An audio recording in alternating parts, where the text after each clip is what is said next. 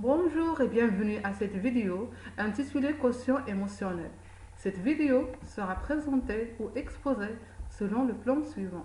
Introduction, définition de l'intelligence émotionnelle, composantes de l'intelligence émotionnelle, fondement biologique de l'intelligence émotionnelle, comparaison entre le quotient émotionnel et le quotient intellectuel, intérêt du quotient émotionnel, limites de ce quotient et conclusion. On a longtemps considéré que l'intelligence intellectuelle comme le meilleur prédicteur de la réussite que ce soit professionnelle ou scolaire. Cette notion faisant de moins en moins l'unanimité. À partir de 1990, Salovey et Mayer ont contribué à la mise en place et à l'exploration du nouveau concept intelligence émotionnelle. De plus, en 1995, ce concept a été popularisé par le psychologue Daniel Goleman via son livre Comment transformer ses émotions en intelligence.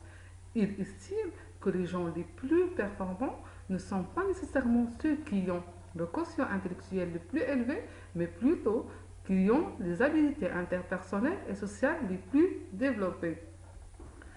L'intelligence émotionnelle est définie comme la capacité de percevoir ses émotions et contrôler ses émotions, également de détecter les émotions d'autrui. Pour parvenir à quantifier ou à évaluer cette forme d'intelligence, plusieurs tests psychométriques ont alors été mis en place, donnant la naissance à la notion de quotient émotionnel. Pour les composants de cette intelligence émotionnelle, elle est composée de 4 constituants essentiels: l'empathie, la conscience de soi, l'aptitude sociale et la maîtrise de soi. Nous allons maintenant faire un rappel du fondement biologique de l'intelligence émotionnelle.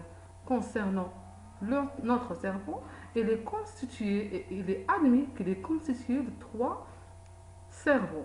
Le premier cerveau, c'est le cerveau reptilien, c'est le cerveau biologique primitif, c'est celui qui assure les fonctions biologiques de l'être humain, par exemple la respiration, les mouvements, etc. Deuxième cerveau, c'est le système limbique ou le cerveau émotionnel. C'est celui qui régule nos émotions et nos réactions à la base de ces émotions. Et le troisième cerveau, c'est le néocortex. C'est celui qui est impliqué dans la perception par nos sens, nos 5 sens bien sûr, et dans la réaction par l'appareil locomoteur.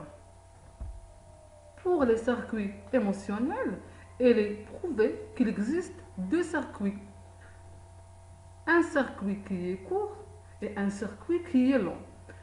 Comme vous voyez sur le schéma, lorsqu'on a un stimulus sensoriel, ce stimulus il donne l'ordre au thalamus pour réagir. Et ce thalamus, soit il va donner l'ordre directement à l'amygdale, qui à son tour donne l'ordre à l'hypothalamus pour donner une expression, une réaction émotionnelle. Ou soit le thalamus va donner l'ordre au cortex frontal et préfrontal, qui à son tour va donner l'ordre à l'amygdale, puis à l'hypothalamus pour donner une expression émotionnelle. Maintenant, on va passer à la comparaison entre le quotient intellectuel et le quotient émotionnel. Il est admis que le quotient intellectuel permet d'évaluer les attitudes et les comportements de l'individu parmi un ensemble d'individus, tandis que le quotient émotionnel évalue les capacités intellectuelles qui nous permettent de comprendre et de découvrir le monde qui nous entoure. La différence entre les deux, la différence c'est que le quotient intellectuel évolue peu à partir de l'adolescence et qui mesure notre capacité à réfléchir. Par contre, le quotient émotionnel qui reflète l'intelligence émotionnelle, bien sûr, peut s'enrichir tout au long de la vie. C'est-à-dire que on peut dire que le quotient intellectuel est statique, tandis que le quotient émotionnel est synchronique et il peut être évolue tout au long de l'âge. Pour Daniel Goleman, un mot désigne depuis longtemps cette notion, l'intérêt du quotient émotionnel. les intérêts de ce quotient ou les points forts de ce quotient. Lorsqu'on a un quotient émotionnel qui est élevé, donc on a une bonne compréhension de nos émotions et celles des autres, une capacité de la gestion de nos relations humaines, une meilleure réaction face à face aux émotions des autres, gestion de stress et de conflits surtout professionnels, épanouissement professionnel et personnel et une autorégulation. Certainement, ce quotient a des limites. Ces limites sont reflétées par ces tests qui ne prennent pas en considération les dimensions inconscientes des individus et standardisent les profils psychologiques. Il ne tient pas en compte l'histoire de l'individu, sa problématique familiale ou sa construction identitaire.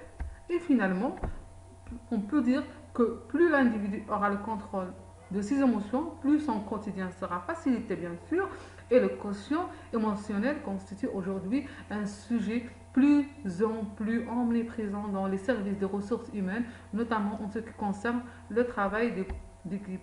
Et merci pour votre attention.